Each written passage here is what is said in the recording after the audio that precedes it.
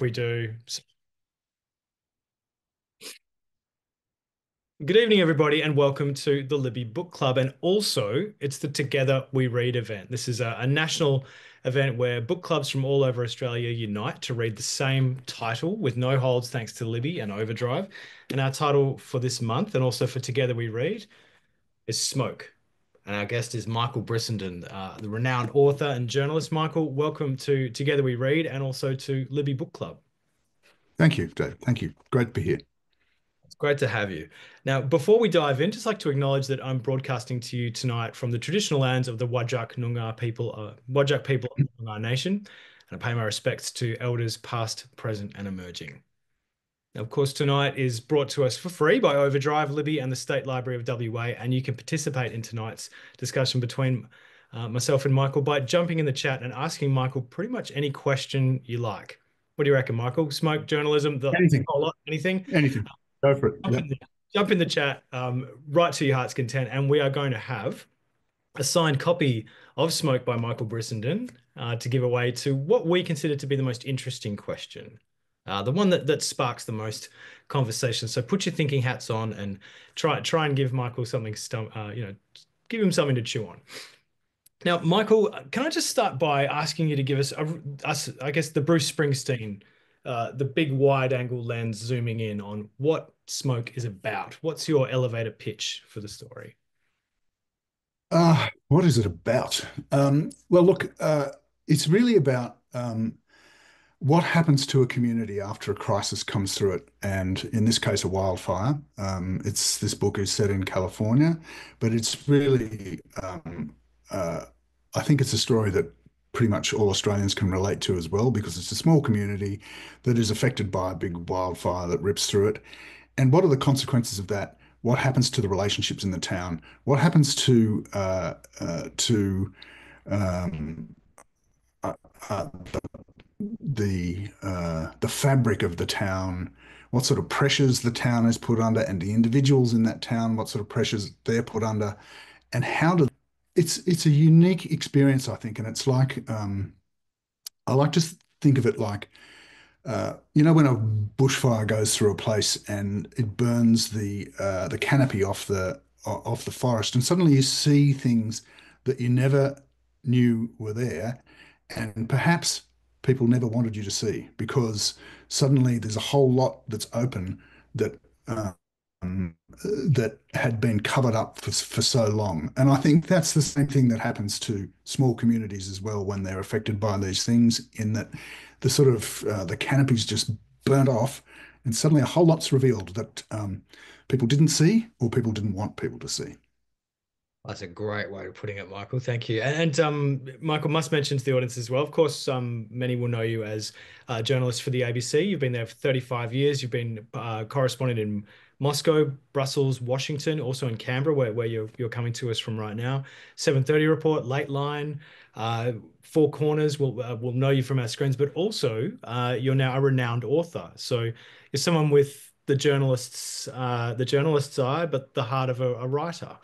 Uh, can you tell us a little bit about when you came to write Smoke? Were you drawing on your experiences of being posted to the United States, of reporting on fires with that journalistic lens, but then also your eye for relationships, your eye for fiction, and for bringing all of those threads together?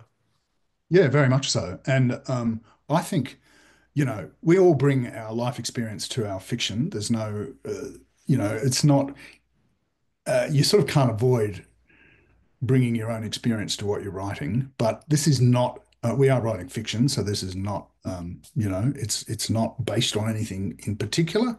But it is, I do draw on my experience as a correspondent, and I have reported on fires in California, also here in Australia. And there's remarkable similarities actually between here and there, in the way the in the way those communities respond, and the pressures that are put on those communities after something like a bushfire or wildfire goes through. So, I have experienced that here, and I have experienced it there. But I did want to, the idea for this really came after the big fires we had here in 2020, and I just thought, my family has a little house on the south coast of New South Wales and had it there for 60 years.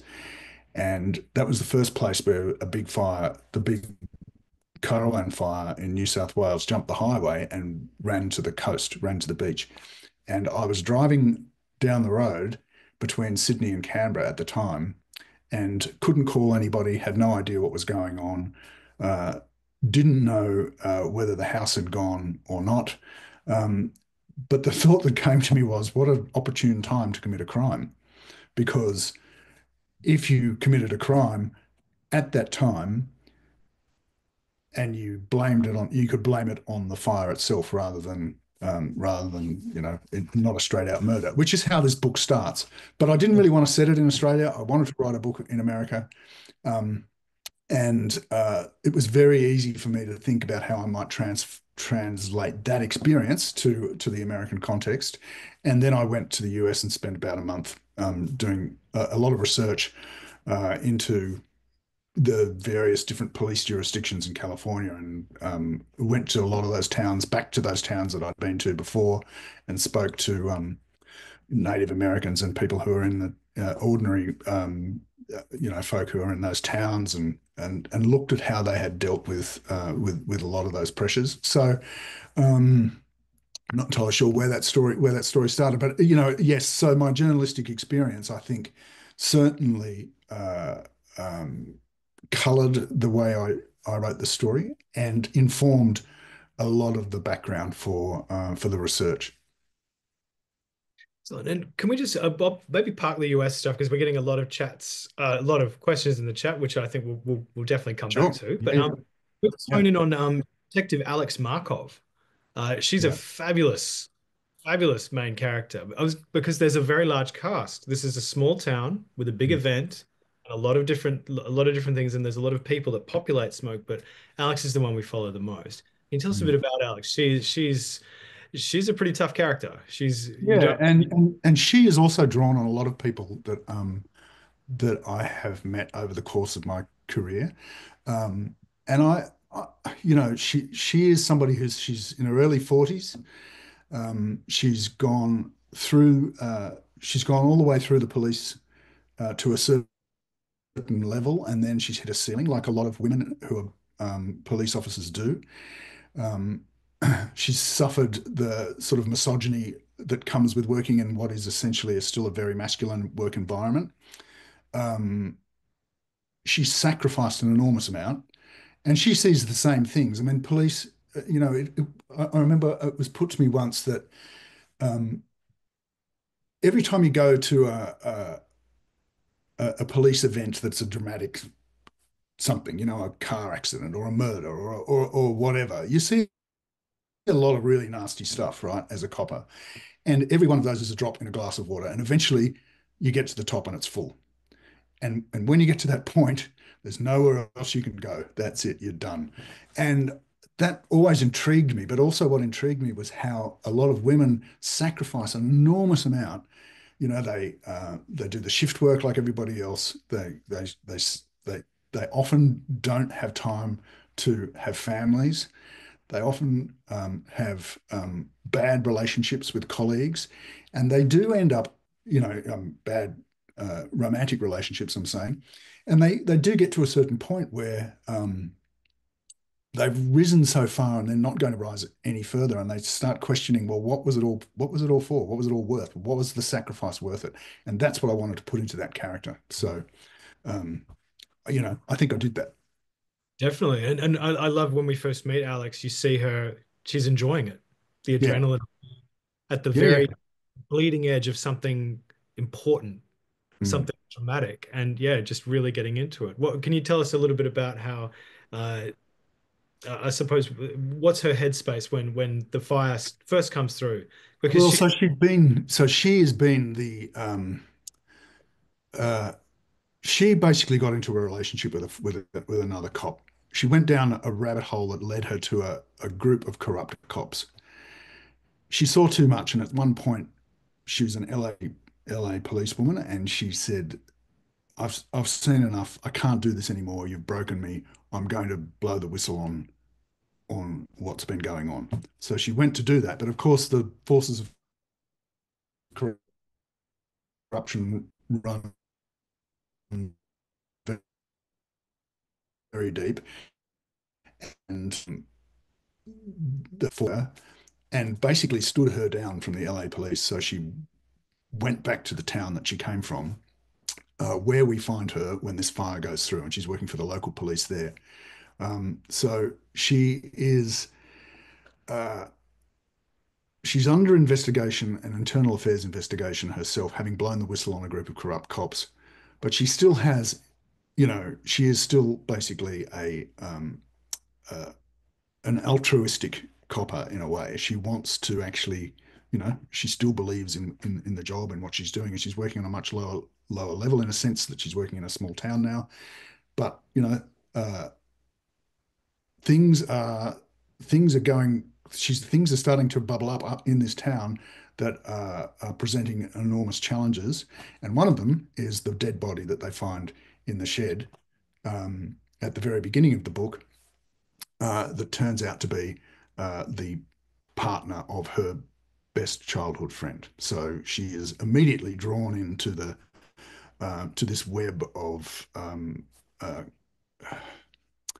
violence and corruption that it turns out initially they think that this person is a victim of the fire, but of course, as I was saying before, the reason I started to do this story was because the shed was locked from the outside, and there's no way that this person uh, could have done that. So they were locked in when the fire came. That was a cracking start. I'm not That giving too much away. that's That's right at the beginning of the book. That's right at the beginning. Yeah, it's like a primal fear being shut in while something terrible happens outside, and yeah, that was a great way to start. And I also really enjoyed Alex. You know, she has the family connections in Jasper. She's got the memories of Dima and also of Leo. You know, having that Mm. those two characters is these thoroughly decent people who have been through so much pain, particularly Leo with the Road of Bones, and Dima with her illness. Can you tell us about those family connections that Detective Markov had? Yeah, so she is the daughter of a Russian immigrant, Leo Markov, and he uh, he basically was uh, locked away in a gulag and escaped to when he could the Soviet Union, and came to America because he wanted to just get as far away as possible. And that, that character is really based on a lot of people I met at the time when I was a correspondent in Moscow in the 90s. There were a lot of people who'd gone through that experience who were very, very broken, and just wanted to get the hell out of there and go somewhere warm and be somewhere different. And so his character is based on that, but he's also based on a dog shooter character, which I had met as well, who was also, a very sort of singular and quite damaged individual. But you know, at his heart, he's still there. There is still an enormous amount of humanity to him, although he's struggling all the time with his own demons. And Dima, her brother, uh, uh, died when he was in his late teens in a terrible car accident, and Leo basically invested everything in Dima, in his son, and when the son died for Leo as well, and he went completely. He lost it completely, and uh, you know, for Alex, that was always very difficult because she always felt that he uh, didn't give her the sort of attention, certainly didn't give her the attention that he gave her brother, and so she has a very complex and complicated relationship with her father, um, and that sort of unravels throughout the book.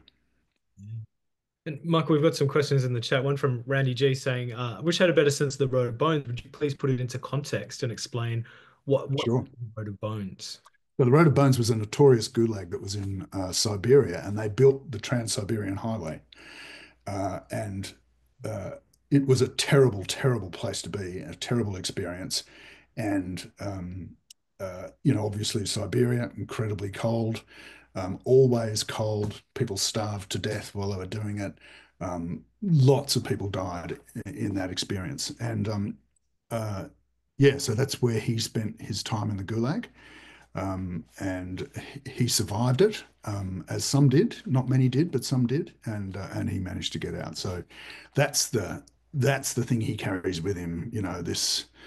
This sort of terrible formulative experience when he was a young man, a teenager really, and he's a Russian Jew, and he was sent there. I mean, the Soviet Union wasn't really very picky about who they sent to these places, but if you were Jewish, it was often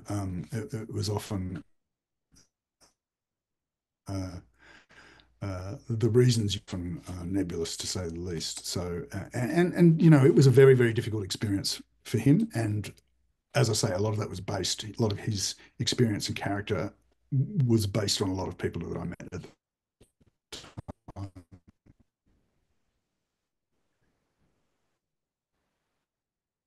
So we're just buffering a bit. But sorry, Michael. So and of course, he eventually came to the United States of America to seek that better life and to grab his own slice of life, which he found in Big Jasper. But a lot of other people have also moved to Big Jasper to seize that slice of life, and that's where the corruption and the different Yeah. competitors come in. That word, that evil word, well, that good word, that evil word, progress, Mm. can't get in the way. But also, Exactly. we want And, that to it's stay.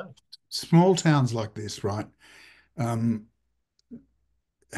Increasingly they're under an enormous amount of pressure for various reasons. One of them is, um, uh, a small timber town like this is under a lot of pressure because the jobs have gone for whatever reason.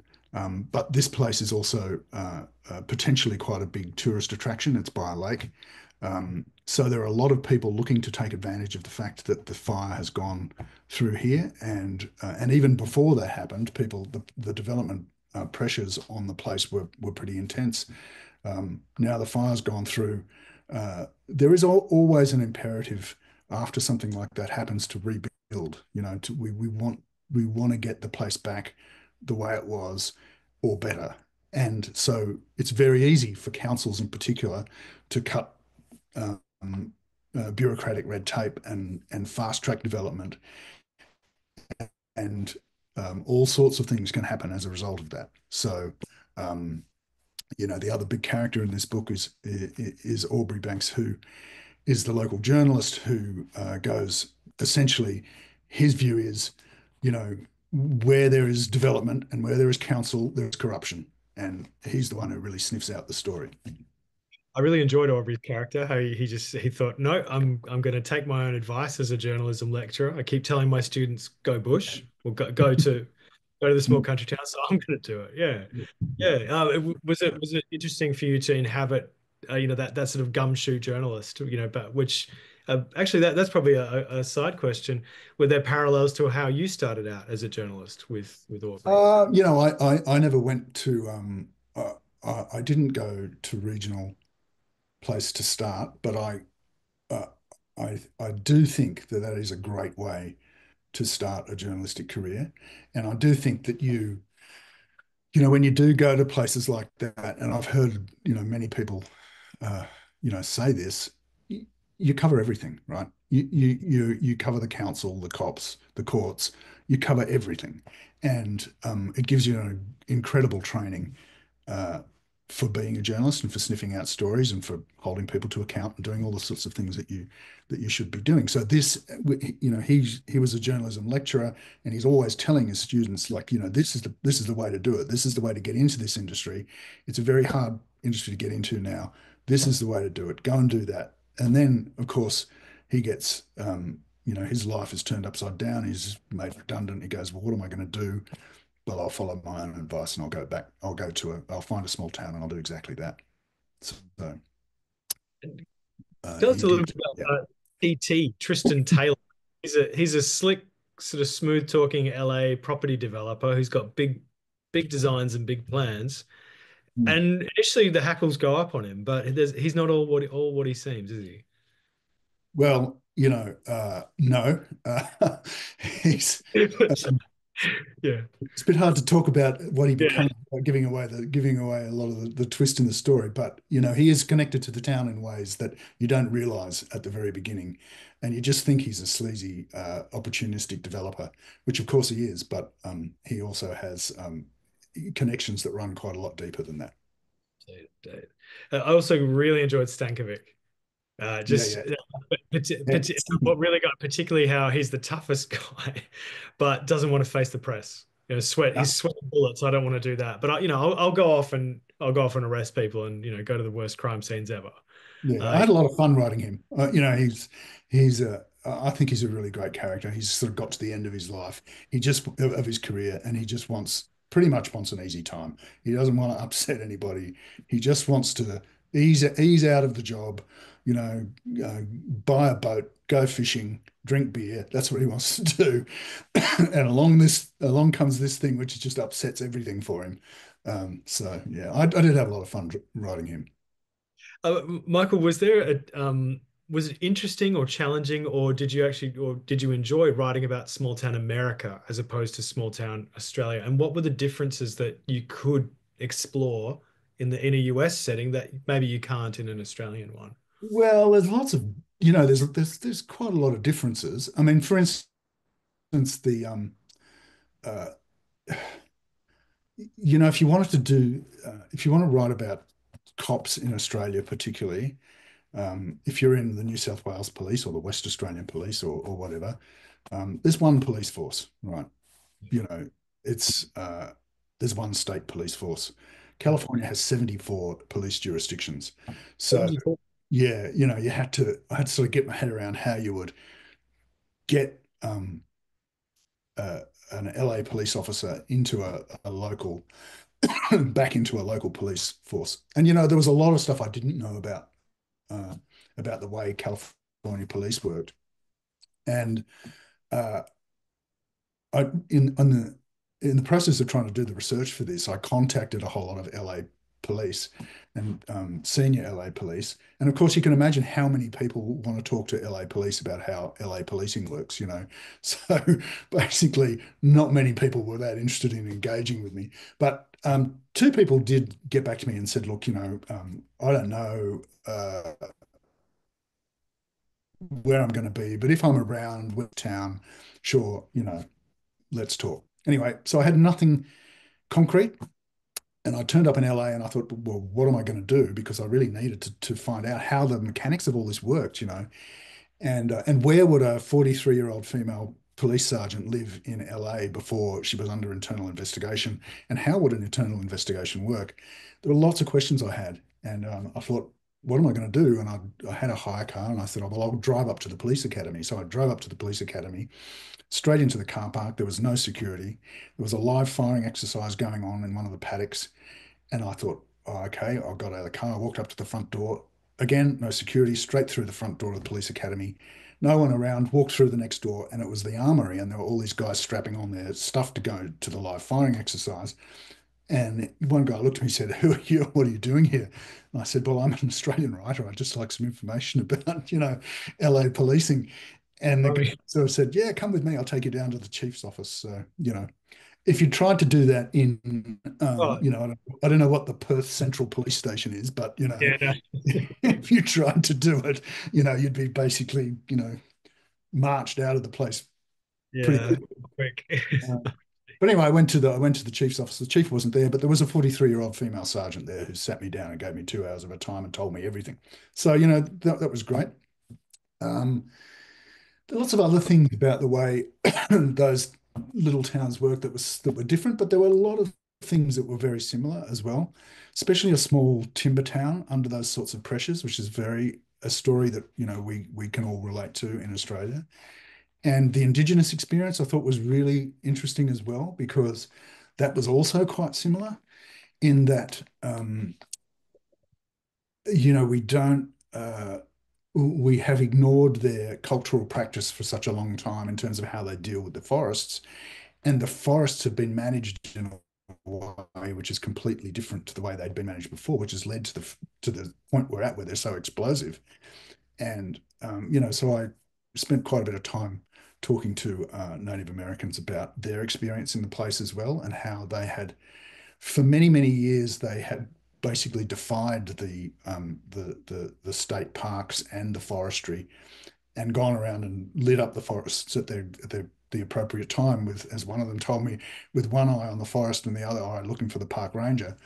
Uh, Yeah. so and that practice then slowly died out when the old people started to die out. So it hasn't really happened in the last 20 or 30 years. And so that's why Californian forests in particular now, a lot of them are they're so ready to go. And when they go, they just really go. Michael, we're getting lots of great questions in the chat. This one's from Annie DeMonchos, an author as well. Wonderful book called, let's see, Audrey's Gone AWOL, which we're actually speak to her in a couple of months. Sorry, Annie's asking, this might be naive, but have you always enjoyed the crime slash thriller genre, or is it a perfect medium for being a little political? Yeah, I think it's both of those things. I actually think the crime novel's become the new sort of social novel, in a way. It has become a way to tell really contemporary stories and to really reflect what's the sorts of things that are the issues and the things that are tearing us apart, the things that are running through our society. You can really get into all of that and reflect that in a crime novel without bashing people over the head in any didactic sense, but just you can raise a whole lot of stuff in a crime novel that is really about where we are now, and what's really happening, and what are the pressures on people and society. So yes is the answer to that. It is a good way to be political without actually being political. Essentially, I want to give people a good time. I want them to have a great read. Um, but I quite like it if people get to the end of the book and go, "Oh, I hadn't really thought about that. That's interesting." And that's an interesting theme that was running through the book. Um, but the reason I came to crime probably wasn't that. I don't actually really think I even thought that's what I was setting out to write when I first started writing, because it just was the way it came out. And I think that is a reflection of my own experience and the sorts of things that I was hoping to talk about in a novel. And as I said before, it really is a reflection of a lot of certainly the first book I wrote really was a reflection of the people I was talking to at the time, and the sorts of things that were happening around. That book was called The List, and there was a lot at that time. I was the defense and national security correspondent, and it was in around 2015, and that was the time when there was a lot of discussion around terrorism, and I really wanted to use that book to talk about a whole lot of things in a nuanced way, in an entertaining way, but also get into how that issue was affecting the communities, how it was affecting the police, how it was affecting the media, how it was affecting politics, how it was affecting the security apparatus, all of that stuff. People were having really, some people were having a very difficult time dealing with it, but also some people were exploiting it, the issue. And so that book was very much that.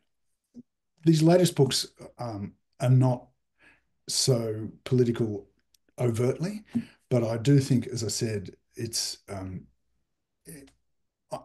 that's the sort of book I'm going to write.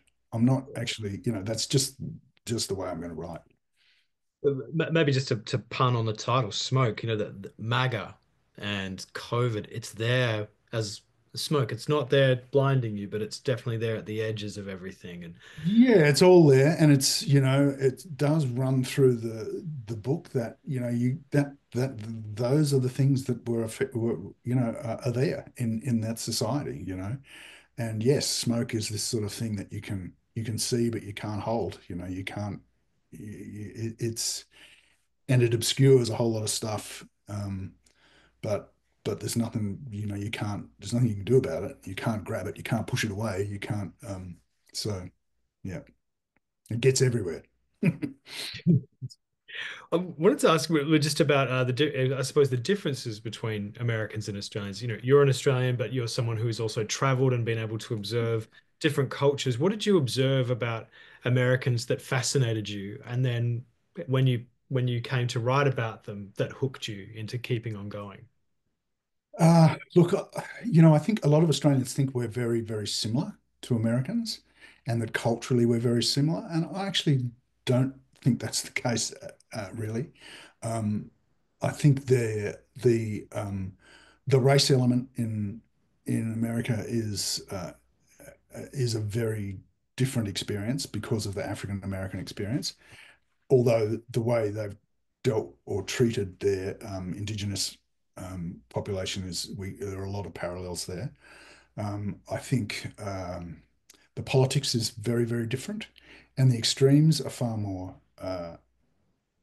potent because of the way the politics in America works. It does throw up a lot of extremes. Um, Far more than it does here. Although we certainly have the same sorts of things, and are going down that path pretty rapidly, actually. Um, Americans are much more polite than Australians, and they're also much more religious. Um, on the whole, um, they are much more religious population than we are. And I've got some more questions in the chat. Jordan Novoska is asking, great book. How long did it take you to write Smoke?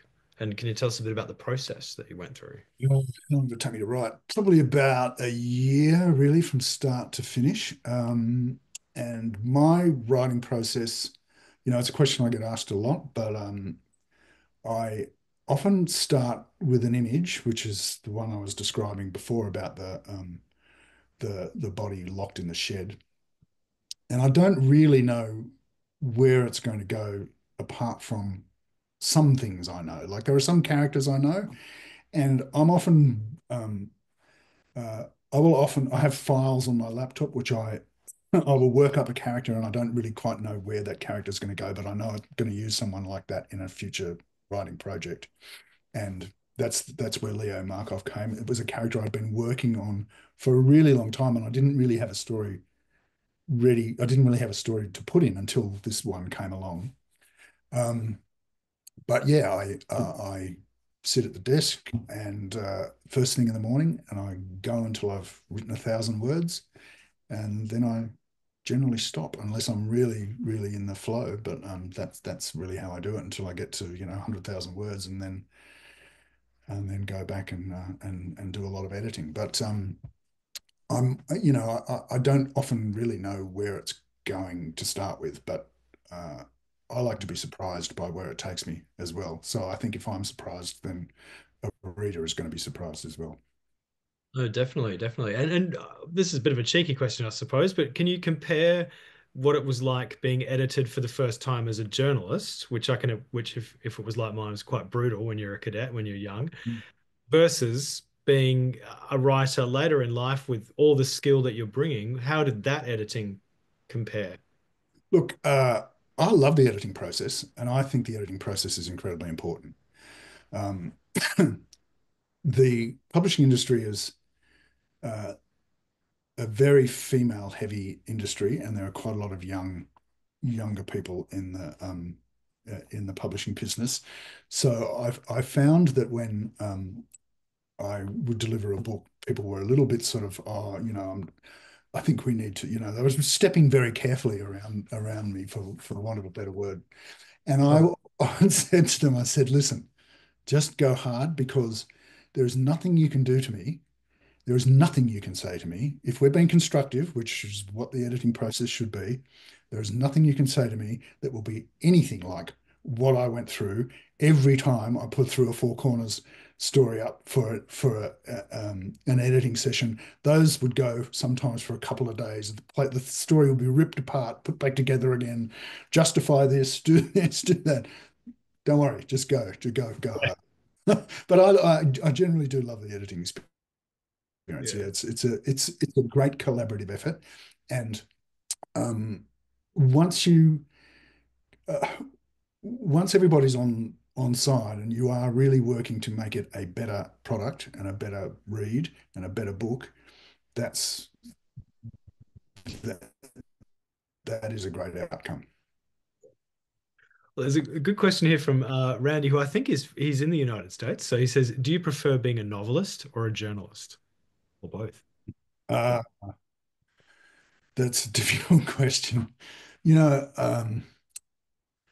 they use different muscles in the brain. Like the writing is quite different, and I do enjoy the challenge of writing fiction, but I also enjoy how liberating writing fiction is because, like I said before, if I don't know where it's going and it decides it's going to take me somewhere and I can just follow it and go with it, that's fantastic, right? And it's not what you do as a journalist. What you're doing as a journalist is you're basically telling someone else's story or you're providing some commentary and context and analysis, but you're not making stuff up. Well, you want to hope you're not. And it's a very different way of writing and thinking about writing. And one of the things I think that a lot of journalists fall into who do write fiction is trying to over explain stuff too much because it's what we do. You know, it's the tendency is to sort of put everything down and explain everything. And actually, in fiction, I think you really need to give the readers some license, you know, and you have to allow them to connect a lot of the dots themselves and not put too much explanation in. Show, don't tell, you know. I've heard it said, yeah, show don't tell. I've heard it said writing is selection, like Yeah, the iceberg theory. Whereas I suppose in journalism, it's similar, but you're also editing. You what's this? What can I actually say? What can I actually prove? What can I actually back up? Then that that's would. right. That's right. Yeah, and look, you know, journalism is amazing in that it's the only job I know that takes you places you would never otherwise go to talk to people you would never otherwise talk to. You know, that is an enormous privilege. That is amazing. Um, Writing fiction is probably the only other thing that comes close in that that gives you a bit of license as well. And you can just go and say, well, actually, I'm writing a book. Can you help me? You know, I need to know this information or I need to talk to you about this, you know. But the great beauty of writing fiction is you never have to get anybody on the record, you know, it's great. That's wonderful, Michael. And what parts of Smoke did you enjoy writing the most? And also, were there any parts that were quite challenging? You know, there's always that one knot in the wood that you've really got to hack Yeah, through. I'm trying to remember now what the really challenging parts of it were, but I You had love to make it. it all come together. There's so Yeah, yeah. I love it when it comes together, right? Yeah. And there's a lot of time you're sitting there going, I'm not really sure this is going to come together or how I'm going to get it come together and how these all of these different strands, because there is a lot going on in it. And to bring it all home, you know, I love it that moment where you go, that's how I'm going to do it. That guy. That's the way it's going to do it. You know? And you know, to go back to the editing process, one of the things that this editor said to me when she'd, you know, we'd been through it, and she came back and she said, "Look, you know, um, at one point somebody fairly key dies uh, in the book," and she said, "We really need to know more about that person because when they go, we want to be invested in them," which was a great bit of advice. And so I had to go back and, you know, insert quite a lot of stuff about that particular individual. Um, but, you know, the things I loved writing about it was I really loved writing about Alex and her relationships, and they are so central to the book. And she became such a really great character to sort of sink into as a writer because there was just so much to her, you know. Michael, coming to the point where I'd like to ask you if you would like to read us a section Sure. of it's I'll just have to turn my other light on. So just cool. Okay. excuse. Yeah. Um, Because then of course we can talk about the audio book too. So um, where was I going to go? Yeah, so this is really about, you know, I was talking about about her experience and where she you know, what her experience as a cop in LA was and how much that sort of how challenging that was for her as a police officer. I just want to, I don't know how long you want me to read for, but perhaps I could go back to, because we mentioned the Road of Bones. So she's also talking about, she's talking about a relationship with her father. Um, and Leo was he became a coyote hunter, a dog hunter in the US. So Leo always said he liked the test of wills, man against dog. Alex never really believed it. For Leo, the job was like a form of self-harm. Every death was personal. Every skin was a piece of him.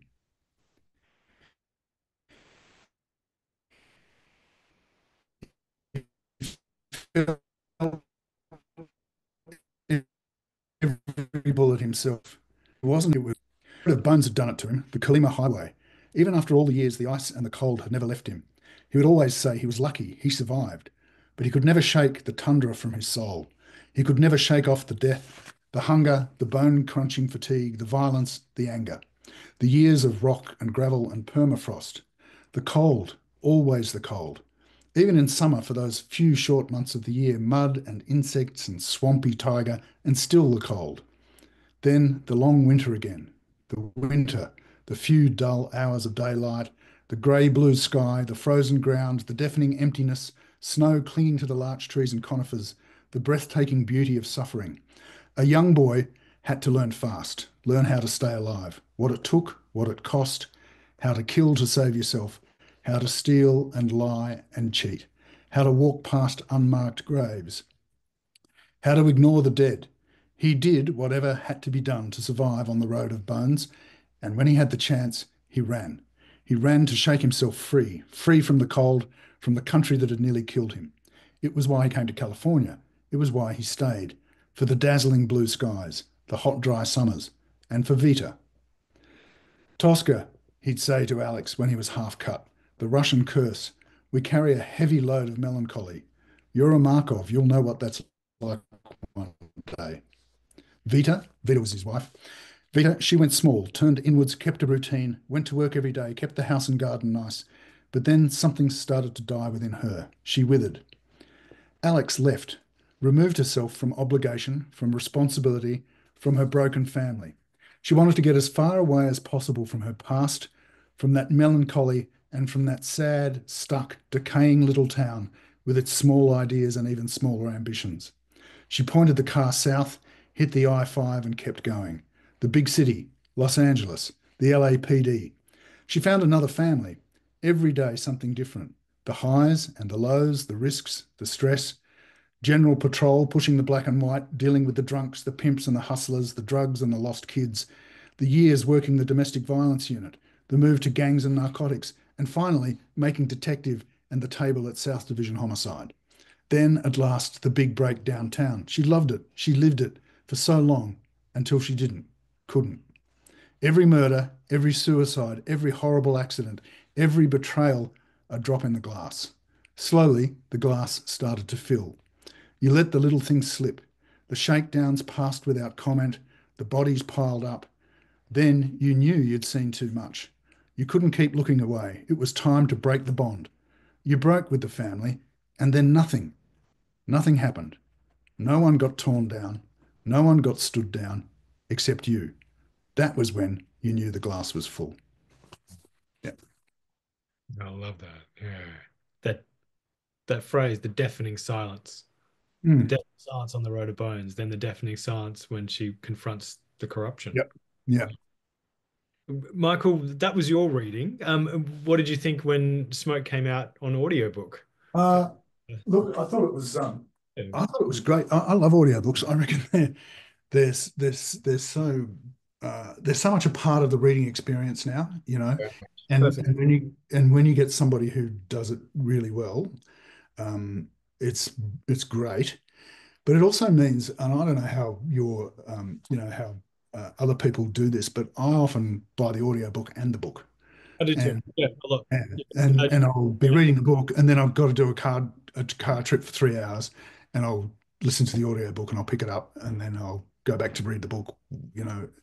And yeah, so I thought it was really terrific. Yeah. Thank you, Michael. Somehow we've clipped through nearly 45 minutes, so we've got 15 to go. So, Pete, everybody listening in, if you've got a question for Michael, please jump in the chat. And Randy, thank you for your questions too.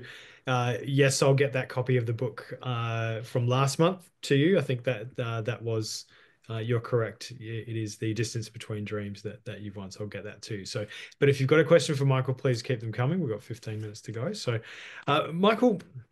What books when you were aspiring to be a novelist, what did you admire and what did you always want to write? And then how have you been able, I suppose, to scratch that itch with the books you've written? Yeah. Look, like most people, I read pretty widely, so I admire a lot of different books and different styles, and um, great nonfiction is terrific. And but I grew up in a house. My father was a writer, and um, he always had a thriller on the go, and he had a fantastic crime and thriller library. So, when I was a young kid starting to get interested in reading, in my teens, those were the books that I read. I wasn't really interested in a lot of the other books he had because he was, he was a poet and was interested in 18th century poetry. Not really my gig at 13 or 14, but his crime collection was what I read, and I read a lot of it. And that really was my formative reading, I think. So maybe that's sort of why I've naturally ended up where I've ended up. That, and of course, all my years is doing what I did. And Michael, you've actually got a new book out, I Dust. do. Here it Yeah, is. can you tell us a bit? Can you tell us about Dust? Because when Smoke came through, I thought, hang on, why can't we do Dust? But no, we're going to do we. Yeah, Yeah. glad we got to do Smoke because are they connected? Well, they're not connected. No, this is set in Australia. But the idea. So as I was saying before, I often just start with with an image, and something that I wanted to expand on. And when I got, Smoke did really well, and I thought, well, I was thinking of maybe writing a follow-up to it. And I started reading about this lake in Nevada, which had dried up. And because it was so close to Las Vegas, they were finding bodies and all sorts of things in the lake. And uh, I thought, well, what a terrific idea, right? And then I thought, well, actually, I didn't really want to write another book in the US. I don't want to be an American writer. I mean, that was fun, but I don't really want to do that. I wanted to bring it back to Australia. And then I remembered that certainly here in New South Wales, a couple of lakes during the big drought had dried up as well.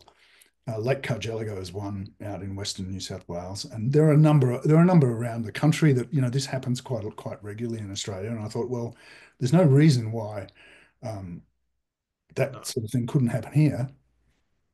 And so I had this opening to the story with this kid whose father went missing uh, 2 years previously. They found his boat, they found his car, but they never found a body. So he was presumed drowned. And uh, the lake dried up. The kid's been living, who's now 19, 20. He's been living in a caravan park by the edge of the lake.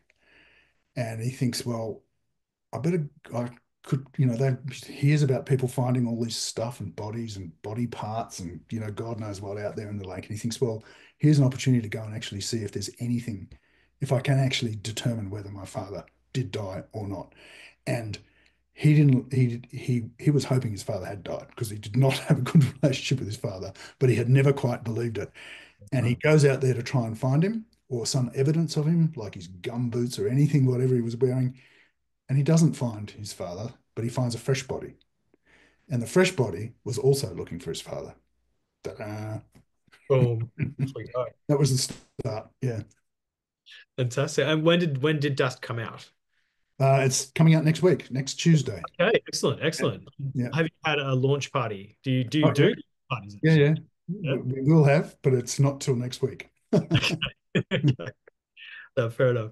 Fair enough. And can you also get Dust on audiobook? Is it We will be concurrently? able to. In fact, it's being read by this actor called David Field, who has become quite a famous actor. He's about the same age as me, and he's a he's brilliant, a brilliant narrator. In fact, he did the Tim Winton book Juice. Okay. Yeah, yeah. Yeah, Yeah. and he's done this. Scared the hell out of me. Yeah, I read that about 6 months ago. That. But he's terrific. Like he is so. When when they asked me if there was anybody I'd wanted to do it, and I said, "Oh well, why don't we see if David Field will do it?" And he said yes, and I was over the moon. It was terrific. Stoked. Stoked. Well, I suppose that brings us to our very first question, which in the chat was from Jenny on her iPhone. She's thoroughly enjoyed your novel, Michael. Could definitely feel the parallels with Australia.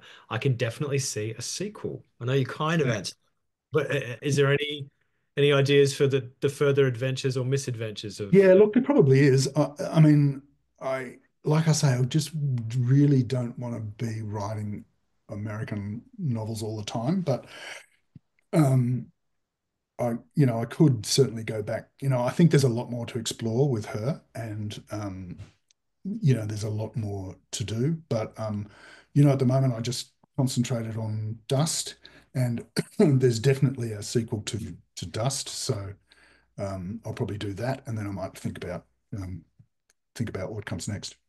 Yeah, no worries. Well, Michael, can you tell us a bit about what's on the wall behind you?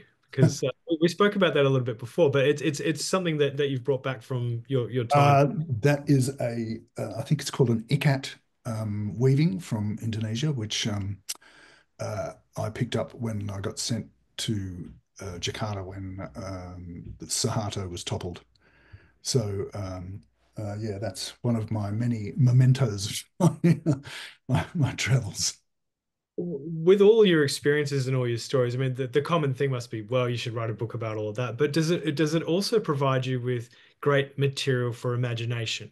You don't necessarily have to tell the stories in order to tell the stories. Yeah, I think, my view is there's enough books written by journalists about the great things that they did.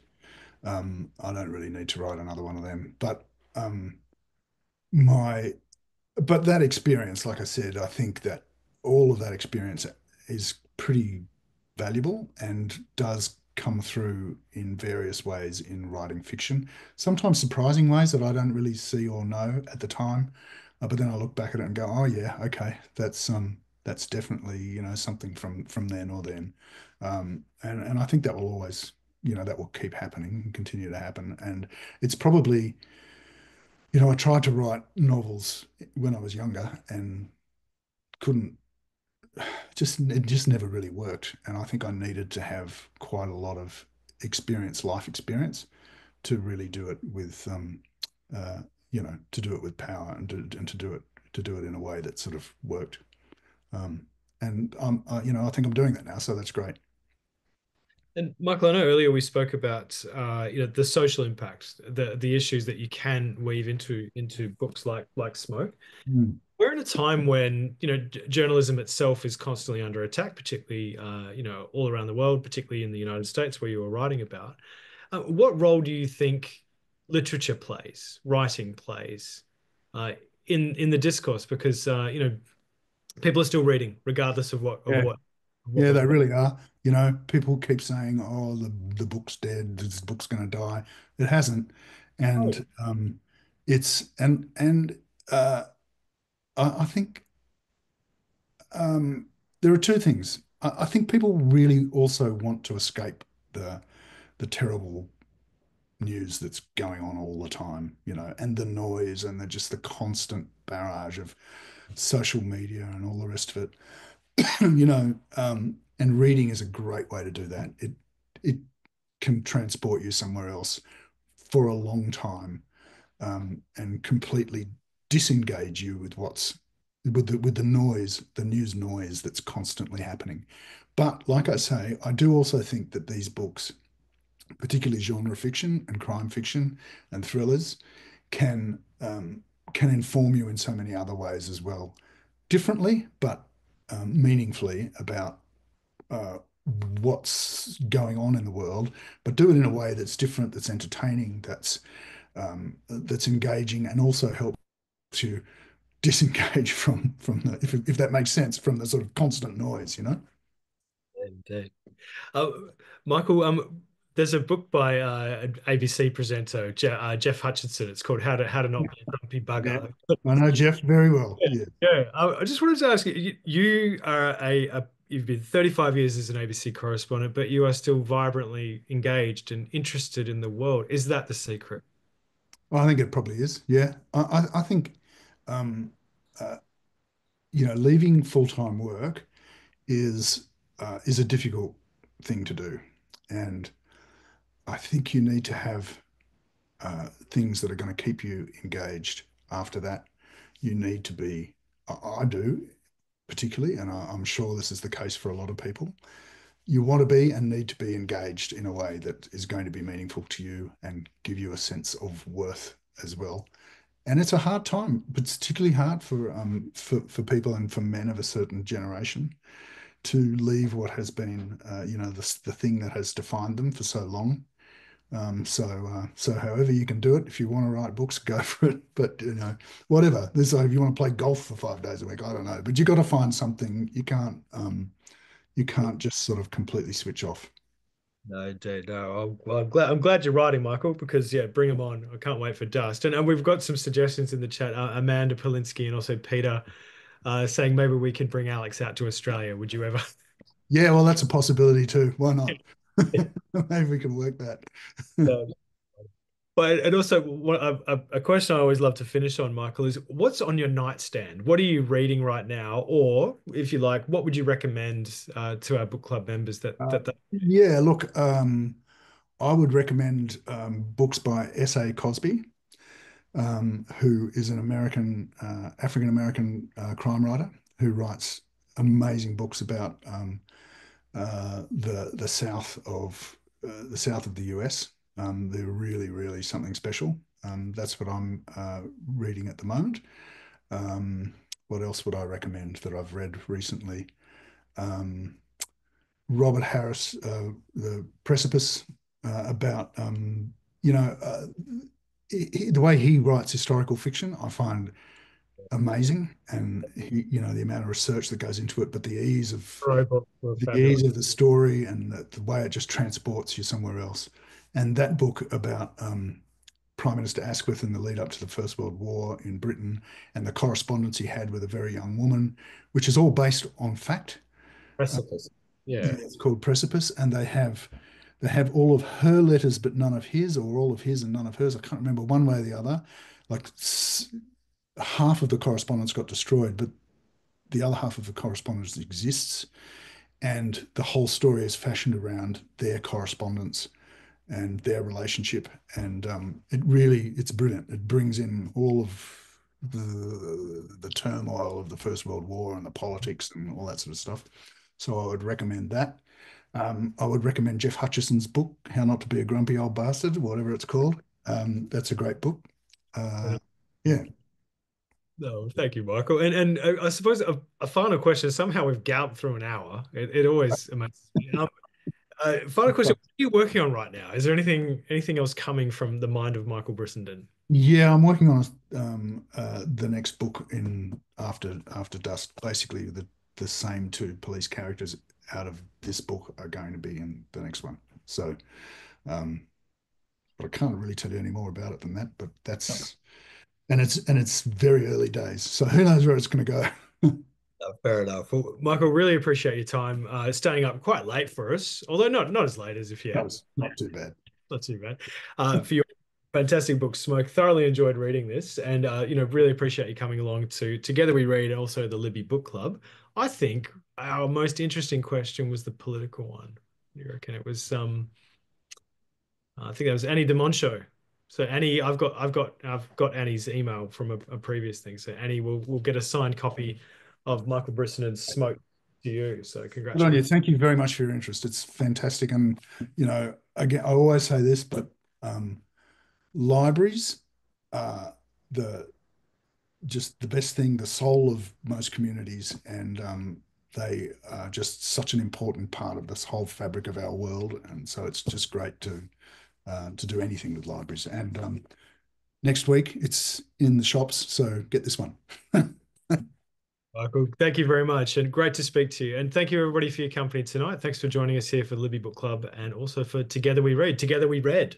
Together we discussed. So, yeah, all good. Thank Right. you very much. Have a good night, everybody.